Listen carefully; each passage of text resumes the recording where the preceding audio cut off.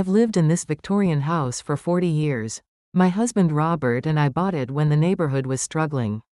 We raised our children here. We planted roses in the front yard together. This house held every memory of my life. But on Christmas Eve, everything changed. My daughter Patricia barged through the front door without knocking. "Mom, where's the paperwork? I need you to sign the development agreement. Now." No greeting, no holiday cheer, just demands. "Patricia, what's this about?" "The redevelopment, Mom. The whole block is selling. If you don't sign, you'll get nothing when they start construction." My heart sank. My son Michael died 3 years ago in a car accident. Since then, I'd been living here with his widow, Claire. "Honey, I haven't decided." "There's nothing to decide. Everyone else signed already. We're the only holdouts, and you're ruining it for the whole family." My younger daughter Susan walked in behind her, dropping a stack of documents on the dining table. "Mom, this needs to be done by tomorrow. We all have bills to pay." "Girls, this house is where your father and I. Dad's been gone for 5 years, Mom," Patricia snapped. "You need to move on." Susan leaned in closer, her voice dripping with false concern. "We're worried about you, Mom. You've been forgetting things lately. We think it's best if we handle this for you." They were treating me like I had dementia. Just then, Claire emerged from the kitchen where she'd been washing dishes. "Is everything okay, Margaret?"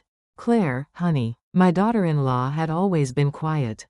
After Michael passed, she stayed with me without complaint. Never asked for anything. Patricia rolled her eyes. "This doesn't concern you, Claire. Family business." "Actually," Claire said softly, "I think it does."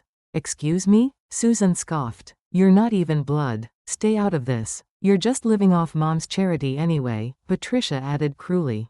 "A nobody who married into money." I flinched at their words, but Claire's expression remained calm. "I'm not interfering. I'm correcting misinformation." "What?" "This house isn't solely in Michael's name. It's in joint tenancy with Margaret. She's a full owner." Patricia's confident smirk faltered. "And this neighborhood? It's currently under review for historic district designation. Redevelopment isn't guaranteed." Claire pulled out her tablet, showing official city documents. "This is from the City Planning Commission. The developers didn't mention this part, did they?" My brother-in-law Frank, who'd been silent until now, spoke up nervously. "How would you know that?" "Because I work in urban development law," Claire said calmly. "I specialize in historic preservation and real estate regulation." The room went silent. "And Patricia," Claire continued, her voice steady, "your bankruptcy filing from last year? The creditors are moving forward with collections." Patricia's face went white. "How do you?" "Susan, the IRS audit notice you received last month regarding unreported rental income? That's public record." Susan stood up, her hands shaking.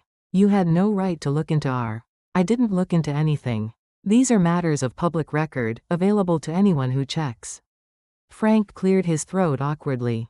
"Look, maybe we should all just—" "One more thing," Claire interrupted gently. "This house was submitted for National Register of Historic Places designation 3 months ago. The site inspection is scheduled for tomorrow at 10 a.m.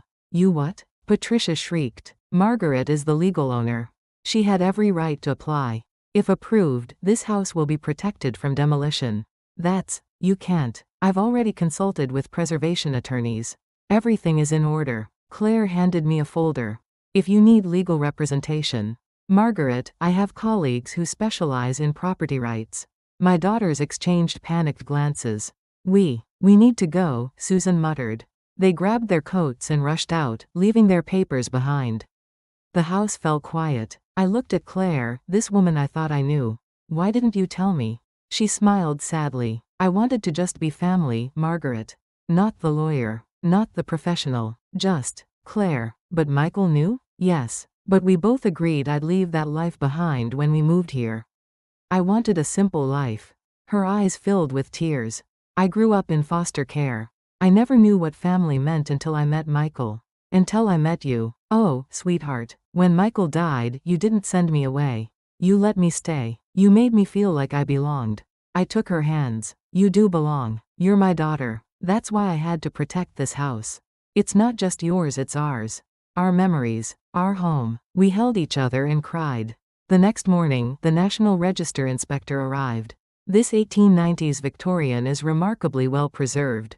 Original crown molding, hardwood floors, even the stained glass. 6 weeks later, the letter arrived.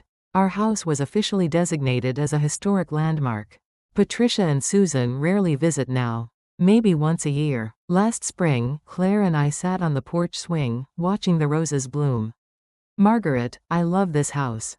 Me too, honey. We'll keep it beautiful. Together. Together. The evening breeze carried the scent of roses through the yard. This house wasn't just wood and brick. It was love. It was memory. It was family. And family isn't about blood.